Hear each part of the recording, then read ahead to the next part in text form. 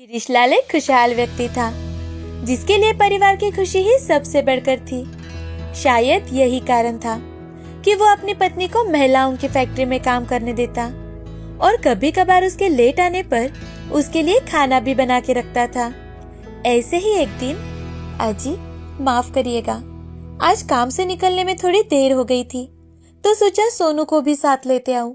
तुम इन सब बातों की चिंता मत करो जमुना, और आज के खास पकवान पर ध्यान दो।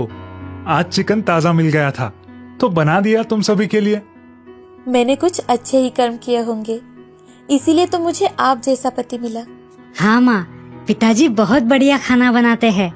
सभी हंसी खुशी खाना खाने लगते हैं। गिरीशलाल का परिवार उससे बहुत ज्यादा संतुष्ट था, परंतु गांव वालों का कुछ और ही कहना था। यार, ये गिरीशलाल क्या चूल्हा चौकी करता है? अपनी पत्नी के लिए कोई काम छोड़ता है कि नहीं? अरे हाँ भाई, मर्दों वाली तो कोई बात ही नहीं है उसमें। अपना गिरीश तो बस बांस की लकड़ियों की तरह है, बिना किसी काम का। सही कहा भाई तुमने, पर हमें क्या? चल हमारे दुकान भी तो खोलने हैं। वो दोनों गांव वाले बातें करके चले तो गए, पर उनकी सारी बातें सोनू ने सुन ली थी। ये लोग पिताजी के बारे में कितना गलत सोचते हैं। पर सोनू जानता था कि यदि वो उनसे कुछ कहेगा तो वो उसे उल्टा ही सुना देंगे। इसीलिए वो घर चला गया और अपनी माँ से, माँ, पिताजी खेत में इतनी मेहनत करते हैं और घर पर भी अक्सर खाना बनाते हैं। बाहर जाकर आप भी घंटों काम करती हैं, तरह तरह के व्यंजन बनाती है, फिर भी गांव के लोग पिताजी और आपके बारे में बातें बनाते हैं। मुझे इस सब के बारे में बहुत बुरा लगता है माँ। सोनू, तुम्हें एक राज की बात बताऊं? हाँ बताइए माँ। सोनू, तुम्हारे पिताजी को खाना बनाना बहुत ज्यादा पसंद है, खासकर चिकन। और जो चीज हमें पसंद होती है, उनके लिए हमें हिम्मत दिखानी होती है। बिल्कुल सही बेटा।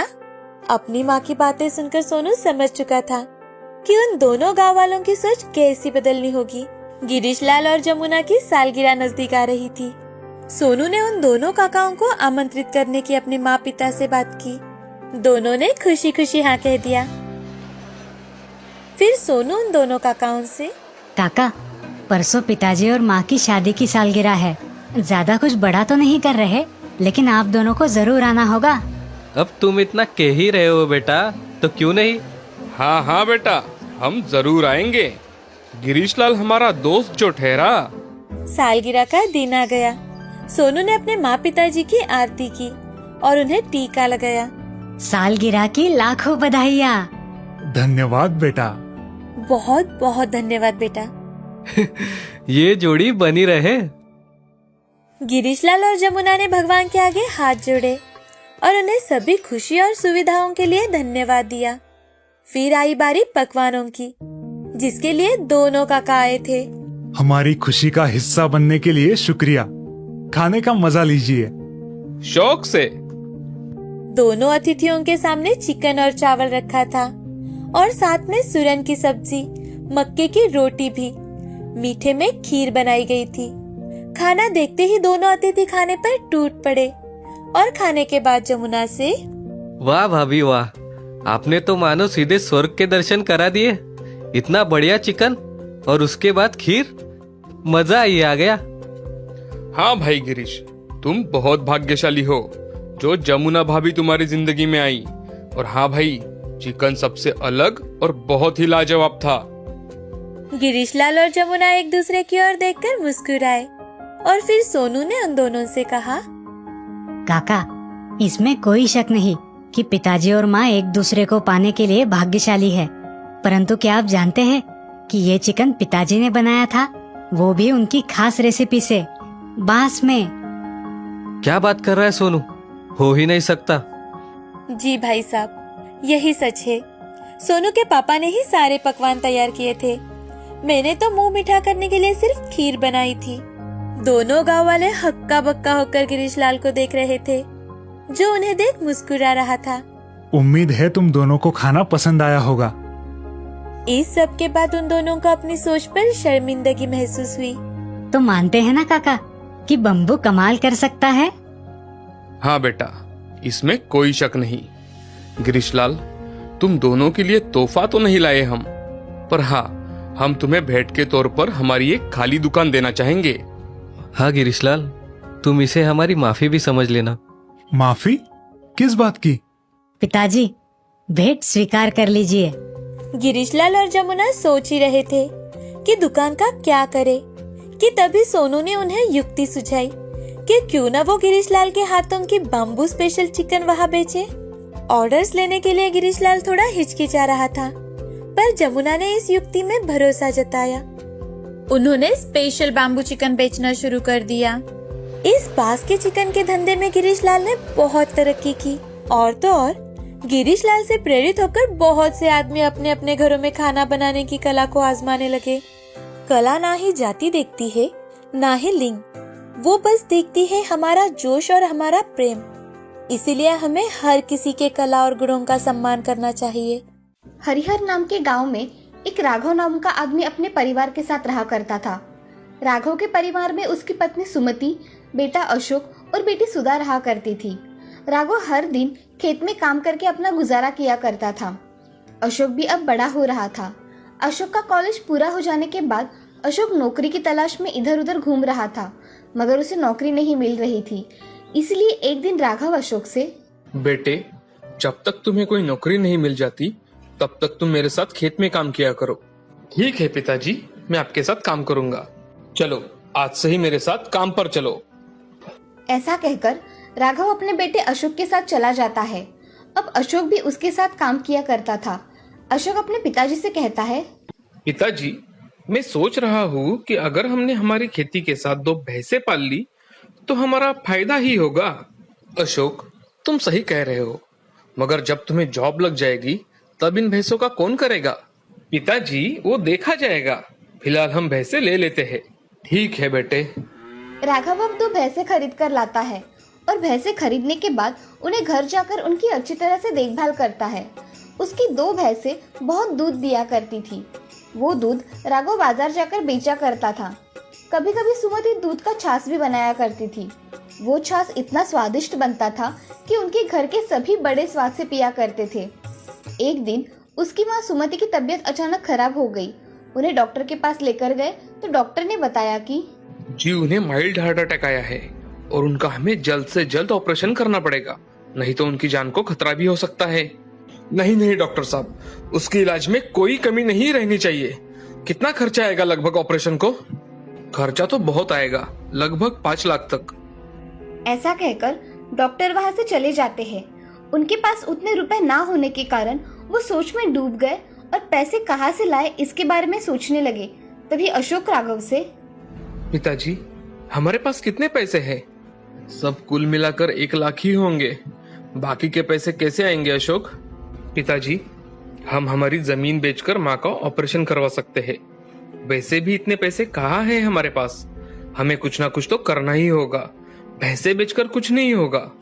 हाँ, तुम सही कह रहे हो। मैं अभी सरपंच जी के पास जाकर देखता हूँ। कुछ पैसे अगर उधारी मिल जाते हैं तो अच्छा ही होगा। हाँ पिताजी। ऐसा कहकर राघव सरपंच जी के घर चला जाता है। राघव सरपंच जी से, नमस्ते सरपंच जी।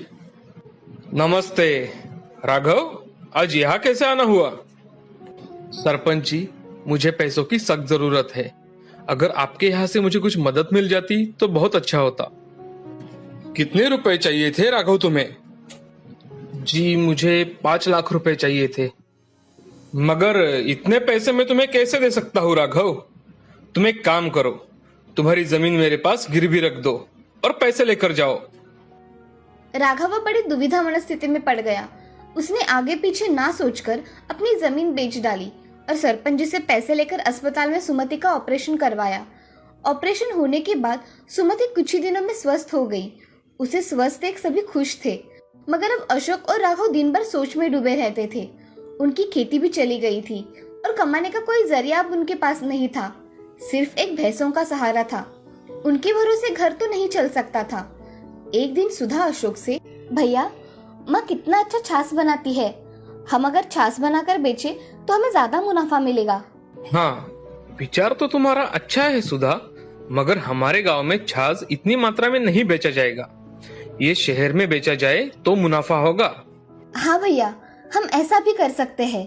हम शहर में जाकर दिन भर रेडी पर छाछ बेचेंगे। इससे हमें समझेगा कि लोगों को छाछ पसंद है या नहीं। हाँ, मैं कल ही शहर जाकर छाछ बनाकर बेचता हूँ। ठीक है भैया। ऐसा कहकर सुधा और अशोक जल्दी सो जाते हैं और अगले दिन सुधा अशोक को छाछ बनाकर देती है और कुछ दही साथ में लेकर अशोक शहर पहुंच जाता है। एक रेडी देखकर अशोक वो रेडी किराए पर लेता है और उस रेडी पर अपना लाया हुआ सामान रख देता है। पहला ही दिन होने के कारण रेडी पर कोई नहीं आया। उसने शाम होने पर छाछ तो फेंक देना पड़ेगा, इसलिए पूरा छाछ मुफ्त में बांट दिया। छाछ ले लो, ताजा ताजा छाछ ले लो।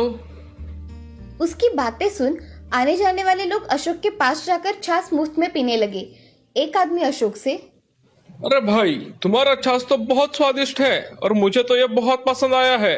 आज से मैं हर रोज छाछ पीने आऊंगा। जी जरूर आइए। ऐसा कहकर अशोक सभी लोगों को छाछ देता है। कुछ ही देर में उसका सारा बनाया हुआ छाछ खत्म हो जाता है और अशोक घर चला जाता है।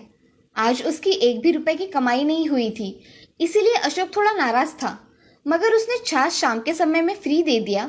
इस वजह से खुश हुए लोग और उसकी छाछ की प्रशंसा करने वाले लोग देखकर अशोक खुश था।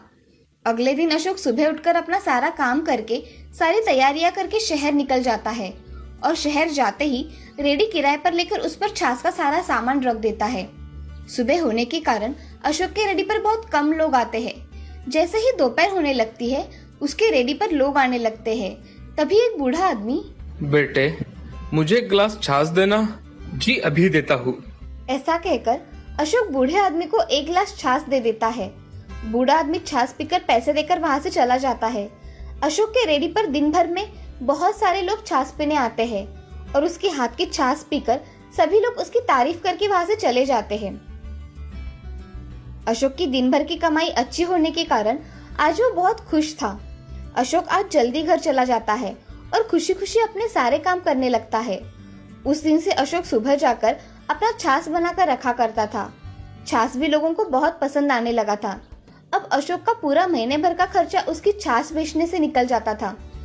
आज अशोक का धंधा बहुत अच्छी तरह से सेट हो गया था और उसका जीवन आराम से व्यतीत हो रहा था। अशोक ने सरपंच जी को दी हुई खुद की जमीन भी वापस ले ली और अपने गांव में खुशी खुशी रहने लगा। अब अशोक का शहर में छाछ का दुकान बन गया था और उसके हाथ की छाछ सभी लोग खासकर पीने आया करते थे। अशोक ने घर के हालात देखकर छाछ का धंधा शुरू किया और आज उस छाछ के धंधे की वजह से वो एक कामयाब आदमी बन गया था। इस कहानी से हमें ये सीख मिलती है कि कितनी भी कठिन समस्या आए, उसका हिम्मत से और अपनी सूझबूझ से सामना करना चाहिए। हर समस्या का समाधान होता ही है।